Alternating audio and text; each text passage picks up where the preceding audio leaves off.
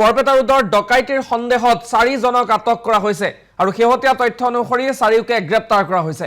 বৰপেটা ৰোডৰ ডকাইতি কাণ্ডৰে জড়িতৰ অভিযোগত 4 জনক কৰা হৈছে গ্ৰেপ্তাৰ আৰু গোৱালপাৰা আৰক্ষীয়ে গ্ৰেপ্তাৰ কৰিছে 4কে।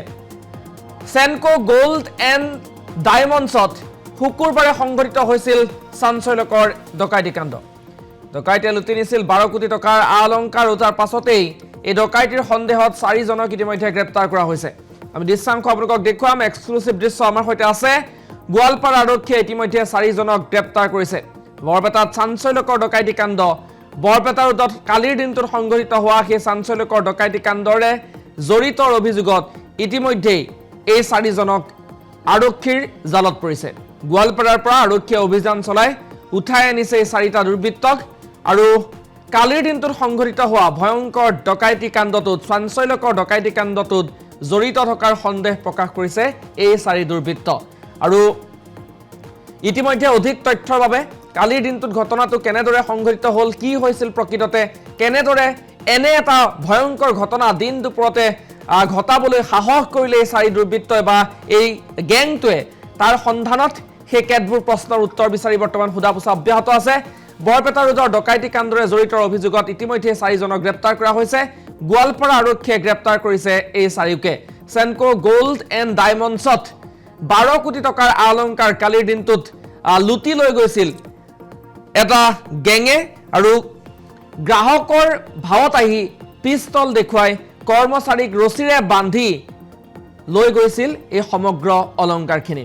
সোণ ৰূপ সমান্তৰালভাৱে হীৰাৰ বিভিন্ন অলংকাৰ লৈ গৈছিল, যাৰ মূল্য 12 কোটি টকাৰো অধিক বুলি বৰ্তমান জানিব পৰা গৈছে। আৰু গোৱালপাৰা আৰক্ষীয়ে আটক কৰিছে 4কে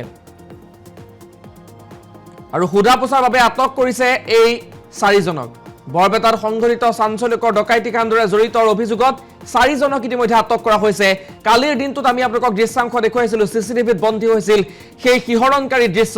দিন দুপৰতে যি সময়ত অসম আৰক্ষীৰে গিজ গিজাই থাকে প্ৰতিখন চহৰ, তেনে এটা সময়তেই সেনকো এই যিখন বিপণী, গোৱালপাৰাৰ যিখন বিপণী, এই বৰপেটাৰ যিখন বিপণী, আচলতে বৰপেটা ৰোডৰ এই বিপণীখনত কালিৰ দিনটোত সংঘটিত হৈছিল এই চাঞ্চল্যকৰ ডকাইতি কাণ্ডটো। গ্ৰাহকৰ বেশেৰে আহি দুৰ্বৃত্তই কালিৰ দিনটোত লুটি লৈ গৈছিল বৃহৎ পৰিমাণৰ সোণ আৰু হীৰাৰ অলংকাৰ।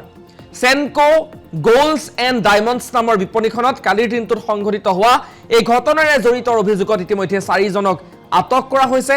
অধিক তথ্যৰ বাবে সোধা পোছা অব্যাহত ৰাখিছে গোৱালপাৰা আৰক্ষীয়ে। গোৱালপাৰাৰ পৰা ইতিমধ্যে আটক কৰিছে এই 4কে আৰু সেনকো গোল্ড এণ্ড ডায়মণ্ডছত কালিৰ দিনটোত 12 কোটি টকাৰ অলংকাৰ লুটি লৈ যোৱাৰ অভিযোগ উত্থাপন হৈছিল। এইকেইটা তাত জড়িত থকাৰ এতিয়া সন্দেহ প্ৰকাশ কৰা হৈছে। কালিৰ ঘটনাটোৰে জড়িতৰ সন্দেহতেই ইতিমধ্যে গোৱালপাৰা আৰক্ষীয়ে আটক কৰিছে এই 4টাক আৰু সোধা পোছা অব্যাহত ৰাখিছে। পৰৱৰ্তী সময়তে প্ৰকৃত তথ্য পোহৰলৈ আহিব। এই 4টা এই ঘটনাৰে জড়িত হয় নে নহয় বা এওঁলোকৰ গেঙৰে কোনোবা জড়িত নেকি, সেই সকলো তথ্য আৰু মাত্ৰ কেইটামান মুহূৰ্তৰ পাছতেই পোহৰলৈ আহিব।